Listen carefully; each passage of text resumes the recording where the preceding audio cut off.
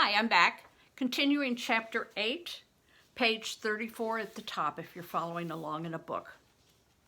And Aston's son is with the priest now, trying to figure out what's going on. From behind the tattered altar cloth, he produced a loaf of barley bread and gave it to me. "I was hoping you would come," he said. I took the heavy bread and began to devour it. "Where have you been?" he asked. "In the forest." "Did you know they've been searching for you?" My mouth full, I nodded. "Aycliffe claims you stole money from the manor." "Father, in all my life, I've never even been there." "Oh, I don't doubt you," the patient said gently, putting his hand to my face to keep me calm. "Most people in the village don't believe the accusation either. But why does Aycliffe put your name to the crime?" I told the priest what had happened when I ran from my mother's burial, my fall, my waking to witness the meeting in the clearing, Aycliffe's attempt to kill me. "He said none of this," the priest said. "Well, it's true." "What was the thing the steward read?" the priest asked. "He never mentioned that either." "I don't know," I said. Then I asked who was the man he met. "Sir Richard de Bray," the priest said. "He's brought word that Lord Furnival, God keep him well, has returned from the wars. He's ill and expected to die." The stranger said Aycliffe must act immediately. "About what?" I shrugged. "He said, 'Are you not her kin? Do you not see the consequences if you don't?' To which Aycliffe replied, 'A great danger to us all.' Then the man said, 'Precisely. There could be those who will see it so and act accordingly. You'll be placed in danger too.'" "It made no sense to me," I said. The priest pondered the words in silence. "Father," I said, "what will happen if I'm caught?" The priest put his hand on my shoulder. "The steward," he said, "has declared you a wolf's head." "A wolf's head?" I gasped, horrified. "Do you understand what that means?" "That I'm considered not human," I said, my voice faltering, "that anyone may kill me. Is that why they pulled down our house?" "I suppose. But why?" The priest sat back and gave himself over to the thought. In the dim light, I studied his face. He seemed distraught, as if the pain of the whole world had settled in his soul. "Father," I ventured, "is it something about my mother?" He bowed his head. When he looked up to gaze at me, "Asked son, unless you flee, you won't live long."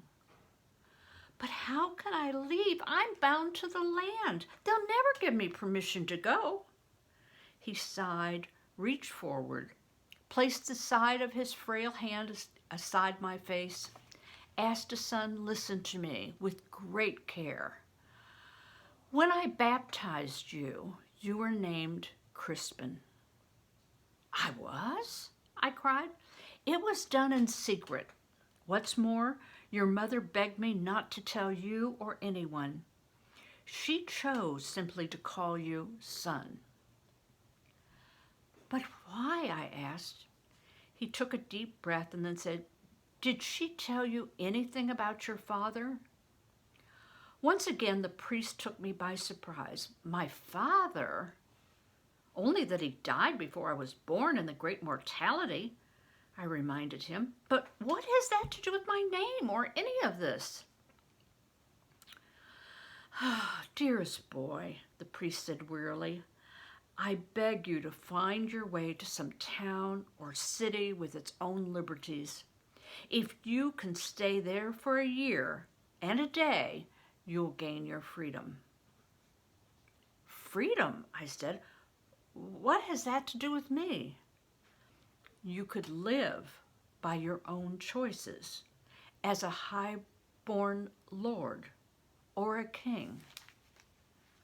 "Father, That's impossible for me. I am what I am. I know nothing but Stromford.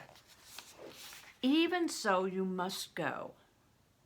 There are cities enough, Canterbury, Great Wexley, Winchester, even London. What? What are these places like? Oh, they have many souls living there, far more than here. Too many to count. But I assure you, they are Christians. Father, I said, I don't even know where those cities are. Well, I'm not so certain myself, he admitted. Follow the roads. Ask for help as you go. God will guide you.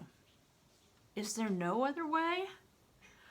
You could find an abbey and offer yourself to the church, but it's a grave step, and you've hardly prepared. In any case, you don't have the fees. If I had them, they would be yours. No, the most important thing is for you to get away.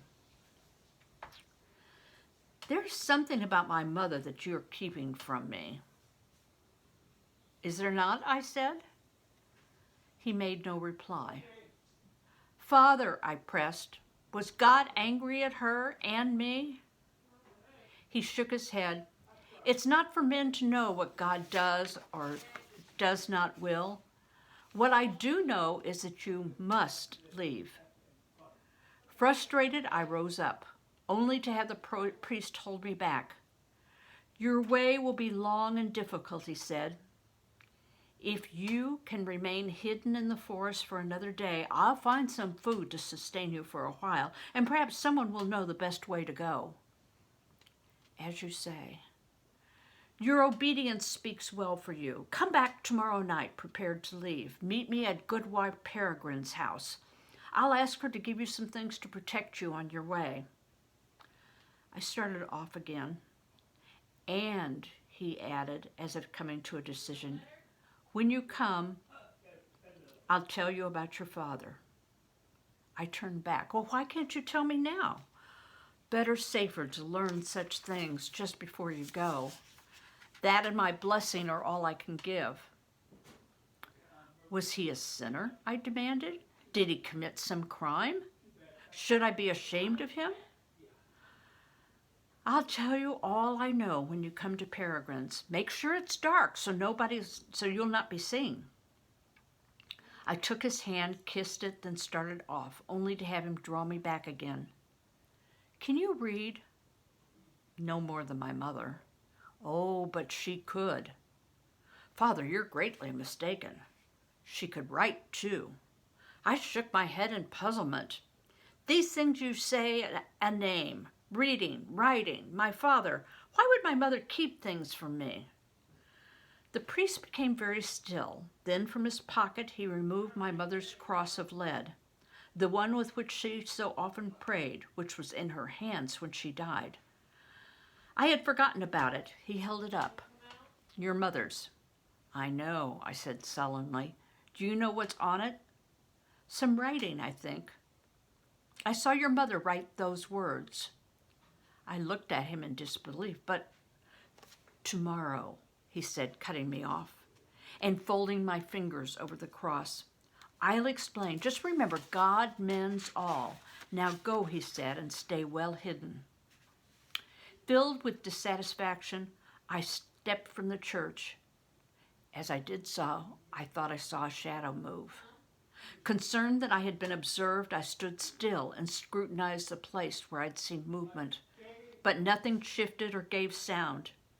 Deciding it had been just my fancy, in any case too upset to investigate, I made my way back to the forest where I slept but poorly.